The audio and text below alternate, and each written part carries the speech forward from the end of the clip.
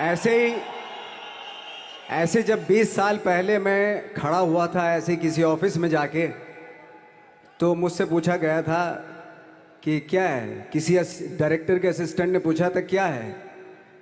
मैंने कहा एक्टर हैं। बोले दिखने से तो लगते नहीं हो एक्टर हो।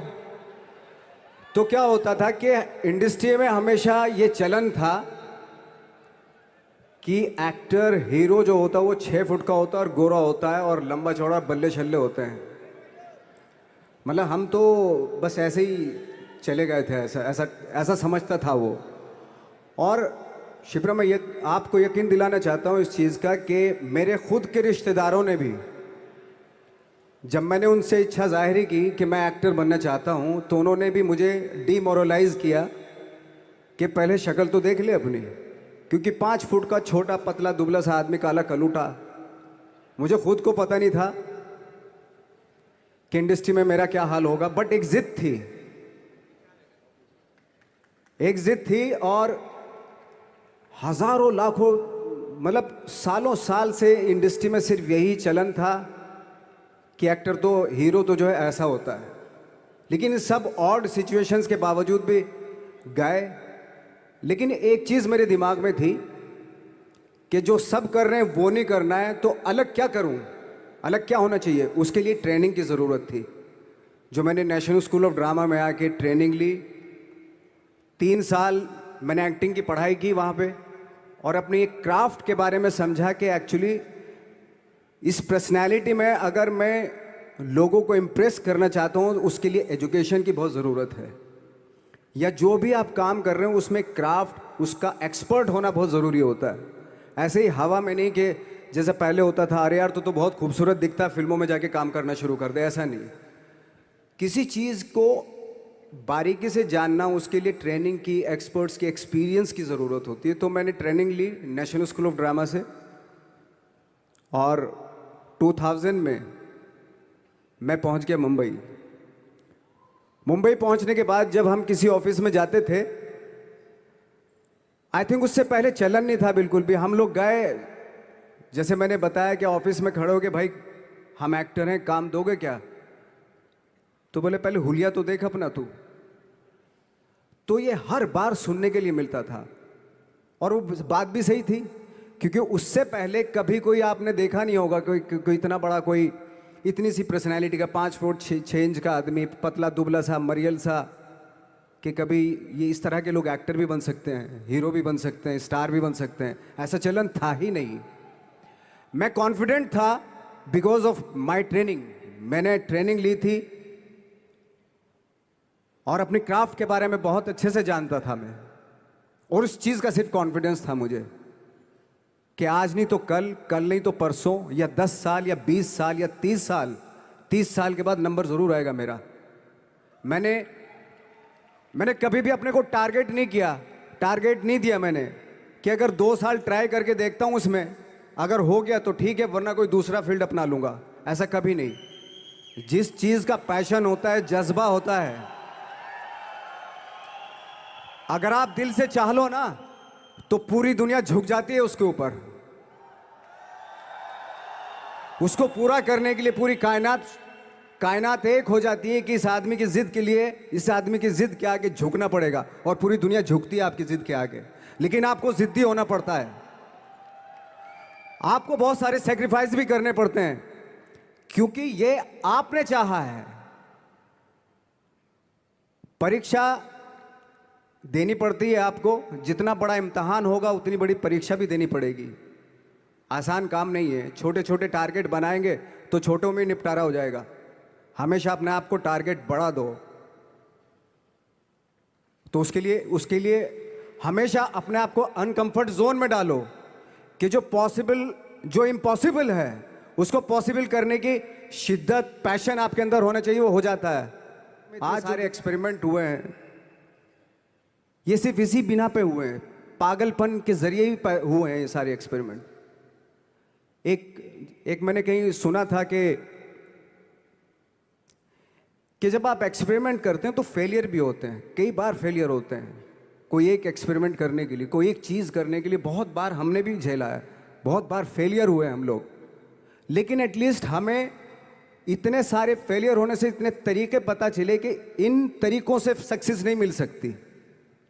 फॉर एग्जाम्पल, एडिसन ने जब बल्ब का आविष्कार किया तो 100 बार एक्सपेरिमेंट किए अपनी ज़िंदगी में। 100 बार एक्सपेरिमेंट करने के बाद जब उसको पता चला कि अरे फॉर्मूला तो ये था बल्ब बनाने का, तो एटलीस्ट उसको ये, उसके साथ साथ उसको ये भी पता चला कि 100 जो तरीके हैं, 100 तरीकों से बल्ब नहीं बनता, ये भी पता चला उन फेलियर्स में उसको।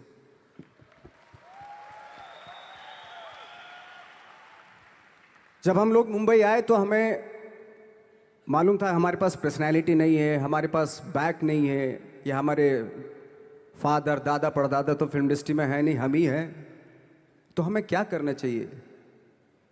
इसलिए लोगों के बीच में घुसे रहते थे, आम लोगों के बीच में घुसे रहते थे, उनका एक्सपीरियंस सुनते थे, उनको ऑब्जर्व करते थे। तो आई थिंक मेरे पास 15 साल तक, 10-12 साल तक कोई काम नहीं था। जैसे आपने बताया कि बहुत ही 10-10 सेकंड के रोल करके घर में आके बैठ जाता, पूरे साल खाली बैठे रहते थे हम लोग। लेकिन एक चीज थी कि लोगों के बीच में रहते थे। लोगों के बीच में रहने से ये एहसास हुआ हमें कि तरह तरह के लोग हैं, लेकिन हमारी इंडस्ट्री में सिर्फ एक ही तरह की एक्टिंग होती है। हजारों करोड़ों लोग हैं इस दुनिया में, लेकिन एक्टिंग सिर्फ एक ही तरीके से होती है हमारे यहाँ। तो मुझे लगा यार, ये मैं तो ट्रेन भी हूँ, मुझसे अपनी आर्ट भी आती है, और हजारों लोगों को मैं ऑब्जर्व भी कर रहा हूँ, तो ये तो सबसे अच्छा सूत्र है। ये इससे तो मैं बहुत कुछ कर जाऊंगा। तो जब ये सूत्र पता चला मुझे कि अब मैं ये जो हजारों लोगों को मैंने ऑब्जर्व किया है, अब जब भी मुझे कोई रोल मिलेगा उन्हीं में से वो एक इंसान होगा। उसी में वो ठाकरे, बाला साहब ठाकरे होंगे, उसी में मंटो होगा, उसी में गणेश गायतोंडे होगा, उसी में फैजल खान होगा, उसी में माजूमदार साहब होंगे। तो इस तरह के, ये कब हुआ? जब हमने लोगों को ऑब्जर्व करना शुरू किया, लोगों के बीच में रहे। मैं 15 साल के बाद जो मेरी लाइफ थी, जिसमें खाने तक को नहीं मिलता था, अब फॉर्चुनेट अपने आप को समझने लगा था कि थैंक गॉड कि मुझे ऐसे ऐसे लोगों के बीच में मुझे रहने का मौका मिला। तो कभी भी, आई थिंक मुझे लगता है कि कभी भी जब आप स्ट्रगल कर रहे होते हैं ना, वो एक मौका होता है आपके पास, वो एक चांस होता है आपके पास कि कैसे उसमें आप अपना ऑब्जर्वेशन, एक्सपीरियंस, जब आपको काम मिलेगा वो उसमें लगाएंगे आप। तो मेरी लाइफ बहुत ही, आज जब मैं सोचता हूँ कि यार ये तो बहुत ही अच्छा हुआ था जो 15, 10, 12 साल मैंने बिना काम के गुजारे, जो लोगों के बीच में रहा था, मैं आज वो काम आ रहा है मेरे। जहाँ ज़रा सा कोई कैरेक्टर मिलता है तो आदमी इसलिए कनेक्ट करता है उनसे कि उनको लगता है कि यार ये तो मेरे पड़ोस का ही, आसपास का ही ये बंदा है। मैंने देखे हैं इस तरह के लोग। आई थिंक यही हमारी सबसे बड़ी जीत है एज एन एक्टर।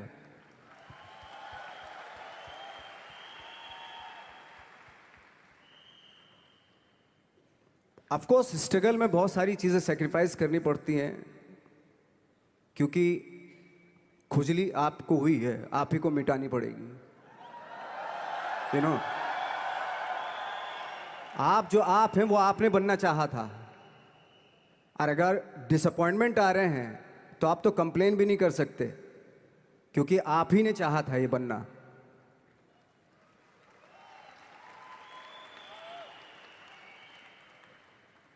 तो बस यही था कि 10-12 साल तक मैंने सोचा था, 10-12 साल जब स्ट्रगल हो गए तो मेरे बहुत ज़्यादा वो भी हुआ कि यार छोड़ के चले जाते हैं, कुछ काम मिल नहीं रहा है, क्या हो रहा है, कुछ पता नहीं, आई डोंट नो मिल पाएगा या नहीं मिल पाएगा। फिर ये होता था कि नहीं, मेरी मदर जो है ना, एक लेटर लिखती थी मुझे हमेशा। तब मोबाइल वोबाइल नहीं आए थे, पेजर आए थे, तो पेजर यहाँ पे लगा के चलते थे हम लोग। जब उनको मालूम हो जाता था कि भाई बंदा जो है ना थोड़ा सा फ्रस्ट्रेशन में है, डिप्रेशन में है, क्योंकि काम नहीं मिल रहा, तो मेरी माँ मुझे एक लेटर लिखती थी। उस पर लिखती थी कि लिखने के बाद एक लास्ट में लिखती थी कि 12 साल में कचरे के दिन भी बदलते हैं, तू तो इंसान है, तेरा दिन भी बदलेगा। तो उन सब चीज़ों को देख के कोई एक शेर, कोई एक कोटेशन, कोई इस तरह की जो मोटिवेट करती हैं जो लाइंस आपको, उनका रहना, उन पे बिलीव करना बहुत ज़रूरी होता है, क्योंकि वही चीज़ आपको मोटिवेट करती हैं आगे बढ़ाने के लिए। और जब ख़राब वक्त होता है आपको, वो लाइंस, वो पोएम्स, वो सारी चीज़ें आपको संबल देती हैं, मजबूती देती हैं, ताकत देती हैं। और मैं जिस गांव से आया था, डिस्ट्रिक्ट मुजफ्फरनगर के एक छोटा सा गांव था बुढ़ाना। जब हमने शुरुआत की थी वहाँ पे, जब मैं था वहाँ पे लाइट भी नहीं थी। 1 घंटे के लिए रात में कभी आ गई, या 1 महीने के बाद हल्का सा मुंह दिखा के चली गई। इस तरह की लाइट इस तरह होती थी। वही लैंप में पढ़ना स्टार्ट किया, लैंप। तो छोटे से गांव से आने के बावजूद फिर दिल्ली मतलब छोटा सा, उससे बड़ा शहर भी हमें ऐसा लगता था पता नहीं क्या है, मतलब डर लगता था। मैं जब मुंबई में आया था तो मैं 15 दिन तो घर से बाहर ही नहीं निकला था, क्योंकि इतनी स्पीड देख रहा था मैं कि इतनी स्पीड में तो हम चल ही नहीं पाएंगे, इस शहर के साथ शायद हम कनेक्ट नहीं कर पाएंगे बिल्कुल भी। तो इस तरह के डर थे। लेकिन ऐसी जगह पे आ गए थे कि अब जाना भी मुश्किल था। तो मतलब वापस नहीं जा सकते थे। वापस इसलिए नहीं जा सकते थे कि बहुत सारे डर थे। वापस अगर चले गए तो थिएटर के जो मेरे दोस्त थे वो बोलते, क्यों भाई वापस आ गए तुम भी, जैसे बहुत सारे लोग वापस आ रहे थे तुम भी वापस आ गए, चलो लग जाओ ठीक है। गांव में इसलिए नहीं जाता था अपने कि जो पहले ही बोलते थे वो लोग कि शक्ल तो देख ले, फिर हार के उनके सामने चला गया तो क्या बोलेंगे वो तो वही बोलेंगे कि हमने तो पहले ही मना किया था कि मत जाओ, क्या सूरज शक्ल थोड़ा ही थी तुम्हारी स्टार बनने की, एक्टर बनने की। तो ये बहुत सारे डर थे जिसकी वजह से मैं अपने ना तो गांव जाता था, ना जहाँ से ट्रेनिंग ली थी दिल्ली से, ना वहाँ जाता था। मैंने जो भी है मरना जीना मुंबई में ही होगा। रही बात सक्सेस की, सक्सेस अगर 30 साल बाद भी मिलेगी उसके लिए भी मतलब तैयार रहना चाहिए। सक्सेस की कोई डेट नहीं होती, कोई तारीख नहीं होती, कोई टारगेट नहीं होता कि इतने ही दिनों में मिल जाएगी। इंसान का काम होता है, आई थिंक मुझे लगता है कि मेरे हिसाब से मुझे लगता है कि लाइफ ना हमेशा अपने आप को लाइफ में पुश करते रहो, और पैशन के साथ जिस भी आप काम में हो, जो भी आप काम कर रहे हैं उसमें पैशन के साथ लगे रहना बहुत ज़रूरी होता है। क्योंकि पैशन से क्या होता है, जिस भी आप फील्ड में होते हैं उसकी डिटेलिंग्स मिलनी शुरू होती है। जैसे जब आप समंदर में देखते हैं, समंदर की जब गोता मारते हैं नीचे जाते हैं तो आपको एक धीरे धीरे बहुत कुछ दिखाई देना शुरू। ऐसी आपका भी फील्ड है, कोई भी हर फील्ड ऐसा ही होता है, उसमें असीम संभावनाएं होती हैं, इतनी पॉसिबिलिटीज होती हैं कि